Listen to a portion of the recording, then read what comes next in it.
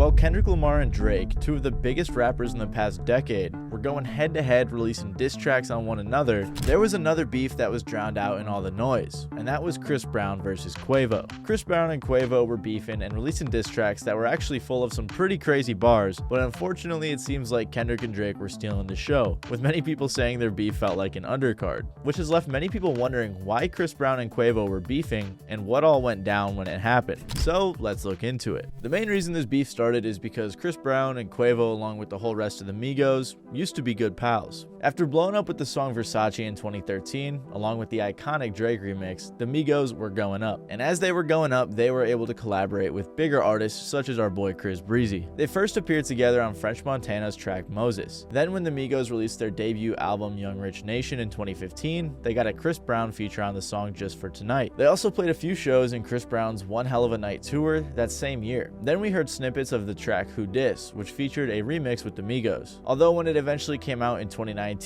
following the drama, the Migos were of course left off. Then Kid Red released the track Bounce with Chris Brown and the Migos in 2016. And then Chris Brown had just Quavo feature on his song Whippin' that same month. By 2016, it seemed like Chris Brown and the Migos, more specifically Quavo, were pretty good friends, because not only were they frequently collaborating, but they were also kicking it outside of music. They were seen hanging out a lot, and on top of all the collaborations, it made sense that they were pretty cool. The Migos and Breezy collabed a few more times in 2017, like on French Montana's Hold Up. Then Quavo and Chris on Hood Baby's Flexin', on Juicy J's Leanin', and again on Kid Red's Keep It 100. But 2017 would be the last time we'd see Quavo and Chris Brown along with the rest of the Migos be cool. This is because from 2011 to 2015, Chris Brown had an on and off relationship with a lady named Karrueche Tran. His popular song Autumn Leaves was likely about her, and she was featured in the video. Side note, I love this shot of him with two swords on his back acting all cute with his girl. It's just so funny to me. However, their relationship finally ended when Karrueche found out that Chris had a baby by someone else during that time period. A couple of years later in 2017, Quavo started dating Karrueche on the low, possibly because they didn't want Chris finding out. But they got spotted by paparazzi in October of 2017, which started some rumors. She did try to deny it on a podcast saying, "No, we're cool friends. We hung out, but it was nothing serious." She seemed very annoyed about the rumors. In June of 2017, Karrueche also got a 5-year restraining order against Chris Brown, and this had fans theorizing that the reason she got this restraining order was so that she could date Quavo in peace without having to worry about Chris. So some people were speculating they were dating even earlier in 2017. And you're probably wondering, why are you talking about all this relationship drama? What are you doing, dude? This isn't what you talk about. Well, this is because the dating rumors really upset Chris Brown,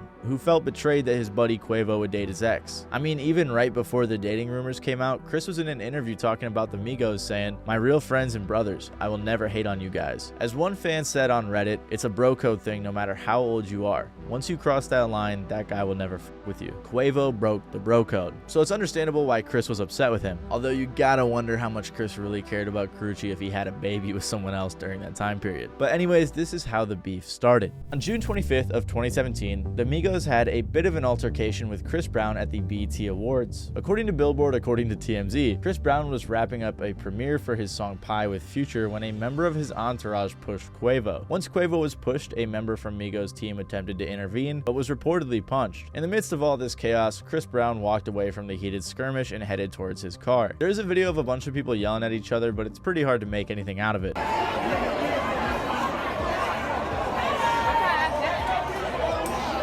I guess Chris escaped before the police got there and tried to calm everything down. And this incident was also a little bit overshadowed by Joe Budden, Academics, and the Migos incident right before. I've been covering for so long, I'm glad they succeeded, man. Hey man, you guys are nominated tonight. Have a good show. What are you trying to do?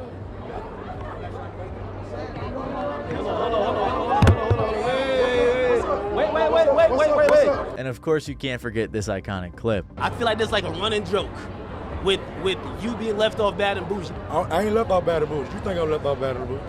Say again? You say I'm left off bad and bougie? What you say? You say I'm left off bad and bougie? Yeah. Do it look like I'm left off bad and bougie? What'd you say? Do it look like I'm left off bad and bougie? Nah! About a year after this went down, some text messages between Chris Brown and Offset leaked. Chris said, "This Chris Brown, I'm gonna keep it gangster. You or Quavo set up the fade. I got a boxing ring, no cameras, or we can just put the gloves on and box right out from my house. We gonna handle this shit like men." Offset responds, "You wanna fade both or Quavo?" Chris responded, "Whoever. I fucked with Offset, but I understand the circumstances, so whoever wanna take that fade." Chris later says, "Let's get this shit out the way." Offset responds, "This Offset, this about a female, correct?" Breezy Breezy says, really? This about homies betraying homies and disrespect. Eventually Chris says, all this gay ass text shit, yes or no. Then Offset says, LOL, I see you when I see you, tough singer. These messages go on for a while, and my favorite message has to be Offset saying, just know you've been spared. There was a little bit of debate about whether or not these texts were real because it was leaked by someone, but I'm choosing to believe they are real because they're just too funny. I just wanted to let you guys know though that these weren't 100% confirmed. However, they don't seem too out of character for the artist. A year after that, Chris Brown posted a meme about 21 Savage when he got exposed from being from the UK. Let's go. Boom. Hop out the 4-door with the 4-4, it was 1, 2, 3, and 4.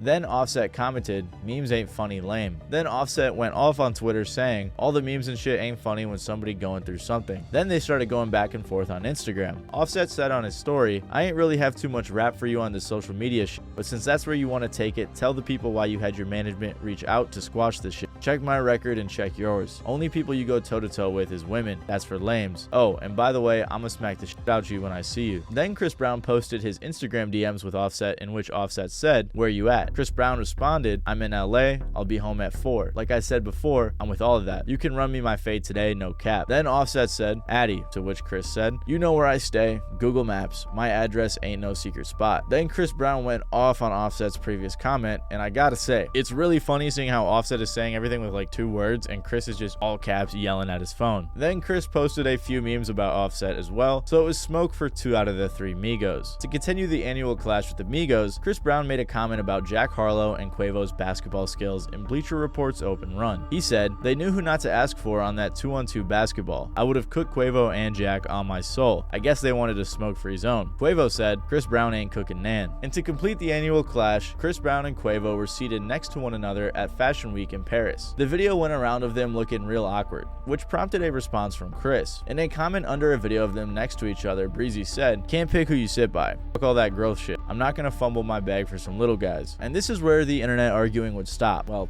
kinda. It's where the 2 artists would take it from Instagram posts to subliminals in their music, which eventually led to an entire diss battle. The first shots came from Chris Brown on his track Freak, off his album 1111, alongside Joyner Lucas, Lil Wayne, and T Grizzly. It was released on April 11th of this year, a few weeks after Like That by Kendrick Lamar and Future dropped, less than a week after J. Cole dissed Kendrick and then bowed out, and a couple of days before Push Ups by Drake dropped. The reason I bring this up is because I don't know if you guys were on Twitter around this time, but like 90% of my timeline was regarding the Drake, Kendrick, and Cole stuff going on around this time, and Chris Brown and Quavo's diss tracks weren't getting nearly as much attention. Of course, people were still interested, don't get me wrong, but at the time, most people thought there were bigger fish to fry, so it seemed like this beef was a little bit undercovered.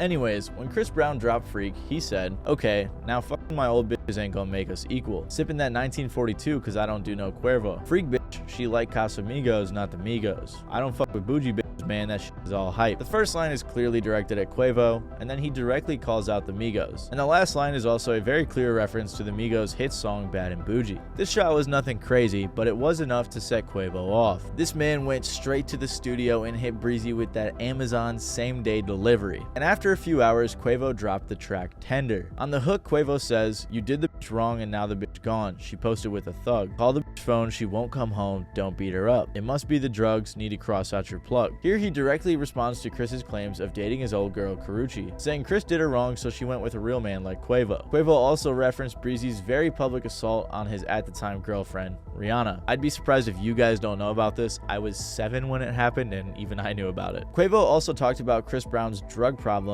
because Chris allegedly had been struggling a lot with drugs, according to some of his old team members. They said that he was addicted to Xanax, lean, Molly, and coke. They also said he had a lot of anger issues, which definitely doesn't seem too far-fetched. He was also sent to rehab for 90 days after the Rihanna incident. Quavo expressed similar ideas throughout the entire song, saying things like, wiping your nose with the tissue, not wiping no snot. Tell me, little bro, what's your issue? It's over a thought. You said that it's bigger than that, but no, it is not. Quavo mostly just harped on Chris's short temper and drug problems, because Chris does have an extensive history of getting into fights, like his clash with Frank Ocean, which I have to touch on. Apparently, Chris Brown tried to shake Frank's hand. Frank said no, so Chris punched him. Then 2 of Chris's guys jumped in, Chris starting to shoot him, and someone called Frank the F word, so Frank knocked one of them out.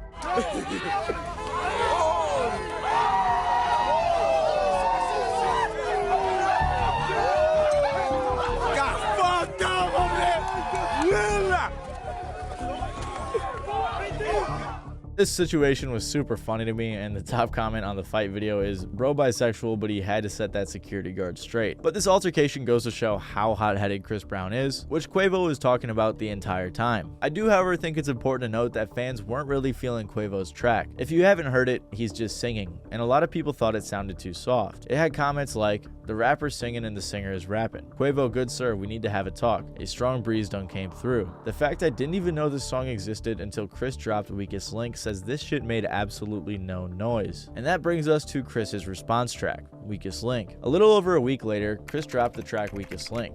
It starts off with an alleged voice message from Quavo where he says, Hey Chris, I don't want no issues, bro. I don't want no smoke. I don't want fights, and I don't want to do nothing, bro.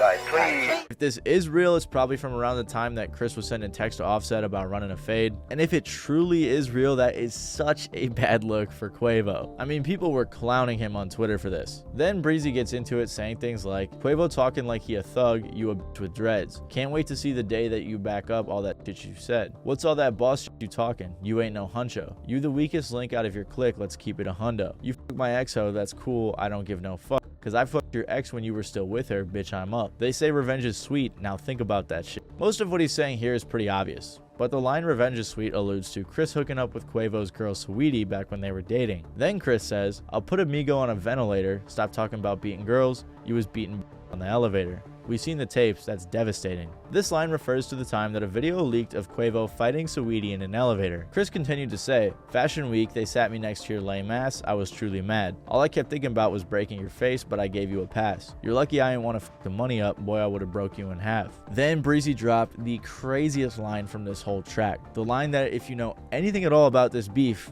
it's this line. And that's when he said, R.I.P. Takeoff, he the only real one that got true respect. Crazy how when he died, everybody really wished it was you instead. People loved this track, and if you compare the likes on the two songs, clearly at this point Chris was winning. It's very obvious in the comments with people saying, Chris didn't rap here, he performed a public execution. Getting dissed by an R&B singer is diabolical. Chris performed a better diss track here than most actual rappers have in years. People love Chris's bars, so Quavo had to respond with something good. A couple of days later, Quavo dropped Over Hoes and in response. Quavo starts off saying, you been f***ed up your bag when you punched Ree in the face. Talking about Fashion Week, you sparing who? Come punch me in my face. It ain't nothing but a fade. You know you lost to Frank. Then we got a hard hook from the late and great Takeoff, which really fit the vibe of the song well. Quavo then says, you still fucked up about Karuchi. You tried to beat up Tiana, but Usher wouldn't let you do it. The cocaine got him, your honor. Bipolar disorder, no wonder. This is in reference to Chris Brown getting very disrespectful with Tiana Taylor. Usher tried to calm it all down. Chris left and Usher followed him to the bus, probably trying to make sure everything was still cool. Then Chris's crew jumped Usher. Then Quavo said, I can take a model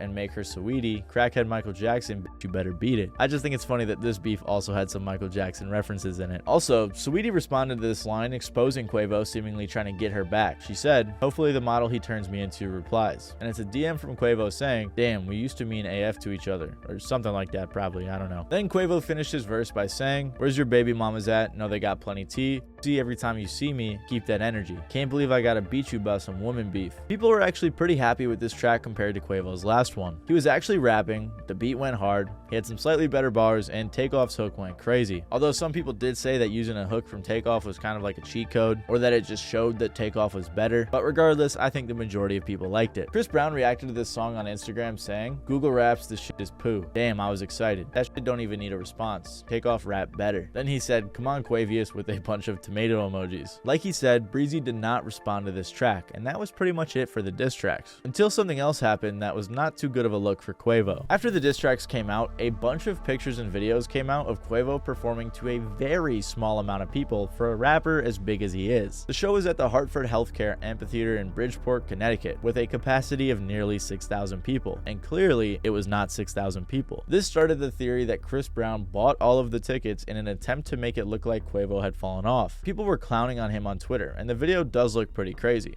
Yo, Chris Brown, are you serious, bro? I know you got something to do with this. Ain't nobody at my man Quavo's show today? Even 50 Cent joked about it, as he does, by saying, "Oh, this shit getting different. I know they're tight, lol." People thought this was funny because if you didn't know, 50 allegedly bought 200 front row tickets at a Ja Rule concert in 2018 with the same goal, which is pretty funny. But like I said, fans were clowning on Twitter and spreading this rumor. One said, "Chris Brown is evil for this. Apparently he bought all the tickets at the Quavo concert just so the crowd is empty." Another said, "Chris Brown bought the majority of the tickets for Quavo's show. This is pure savagery." Of course though, none of them have responded, so we don't really know if this is true. It is entirely possible that Quavo may not bring as many fans to a concert as a solo act rather than when he was touring with the Migos. Like I said though, following these events, neither Chris Brown or Quavo have commented on them, so we'll just have to see how this beef plays out in the future.